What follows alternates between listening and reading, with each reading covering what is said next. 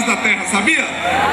Você é responsável. Acho que uma das grandes marcas dos cristãos nos últimos tempos vai ser você conseguir dar um sorriso no olhar, enfrentar as dores do dia a dia e sair como campeão em nome de Jesus. Quem crê, dá um glória a Deus. Quem é campeão? Quem é vencedor do Senhor aqui em nome de Jesus Cristo de Nazaré? Porque verdadeiramente a alegria do Senhor é a nossa força, amém? E se tiver alguma tristeza aqui agora, vai saltar de alegria. Amém? Estou muito feliz, muito obrigado, povo de Deus, todos os coordenadores da cruzada, todo o apoio, toda a equipe de oração, tudo isso, esse povo que está aqui, ó, preparou com todo amor para você. Então hoje a festa é de Jesus Cristo, a festa é sua, porque vai haver conversão, vai haver cura, vai haver milagre, porque o Deus Todo-Poderoso está aqui no nosso meio. Quem crê, dá um glória a Deus abençoado.